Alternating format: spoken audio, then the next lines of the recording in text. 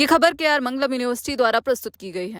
अगर आप LPG cylinder इस्तेमाल करते हैं और अभी तक आपका ई-केवाईसी पूरा नहीं हुआ है तो आपके लिए ये जरूरी अपडेट है। एलपीजी कनेक्शन की ई-केवाईसी की अंतिम तारीख 16 अगस्त से बढ़ाकर 23 अगस्त कर दी गई है। लेकिन क्या सिर्फ तारीख बढ़ने से उपभोक्ताओं की परेशानी खत्म हो गई है?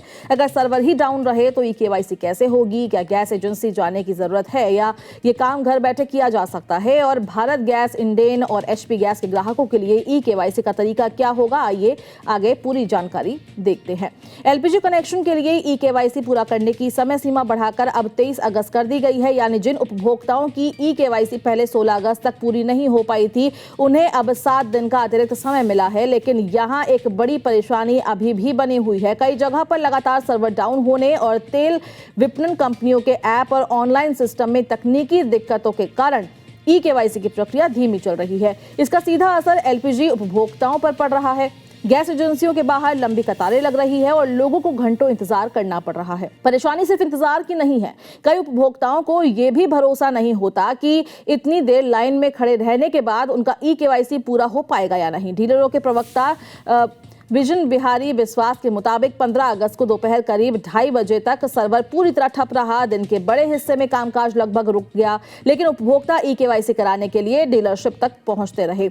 इससे बैकलॉग और बढ़ गया। 16 अगस्त की पिछली समय सीमा को देखते हुए उपभोक्ताओं की भीड़ पहले ही बढ़ चुकी थी। ऐसे में 23 अगस्त तक समय बढ़ने से उम्मीद थी कि दबाव कम होगा, लेकिन डीलरों के मुताबिक तकनीकी समस्याओं के चलते अतिरिक्त 7 दिनों में भी सीमित संख्या में ही उपभोक्ताओं का काम पूरा हो पाएगा। ये पूरी स्थिति एक और बात सामने लाती है, ई-केवाईसी की प्रक्रिया अब काफी हद तक डिजिटल सिस्टम पर निर्भर है। यानी अगर गैस एजेंसी में कर्मचारी मौजूद है, उपभोक्ता सभी जरूरी दस्तावेज लेकर पहुंच गया है, लेकिन ऐप या केंद्रीय सर्वर काम नहीं कर रहा है तो ऑथेंटिकेशन आगे नहीं बढ़ सकता। यही वजह है कि सर्वर ठप होने पर लाइन आगे बढ़ने के बजाय लगभग वहीं रुक जाती है और नए उपभोक्ता लगातार कतार में जुड़ते रहते हैं। अब सवाल है कि ई-केवाईसी करवाए कैसे? एलपीजी कनेक्शन की ई-केवाईसी ऑनलाइन और ऑफलाइन 2 तरीकों से हो सकती है। इसके लिए आपके पास आधार कार्ड, पैन कार्ड और एक फोटो होना जरूरी है।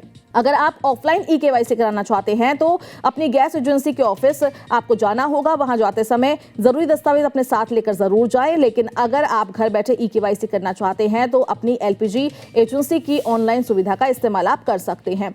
भारत गैस के उपभोक्ता हेलो बीपीसीएल ऐप के जरिए ई-केवाईसी कर सकते हैं। अगर आपके पास इंडेन का एलपीजी कनेक्शन है तो ई-केवाईसी के लिए इंडियन ऑयल वन ऐप का आप इस्तेमाल कर सकते हैं। वहीं एचपी गैस के ग्राहक एचपी पे ऐप के जरिए ई-केवाईसी कर सकते हैं। एलपीजी ई-केवाईसी की अंतिम तारीख 23 अगस्त तक बढ़ा दी गई है, लेकिन तकनीकी समस्याओं के कारण आखिरी समय तक इंतजार करना परेशानी आपकी बढ़ा सकता है। इसलिए अगर आपकी ई-केवाईसी अभी बाकी है तो उपलब्ध ऑनलाइन या ऑफलाइन माध्यम से इसे समय रहते पूरा कराने की कोशिश जरूर करें।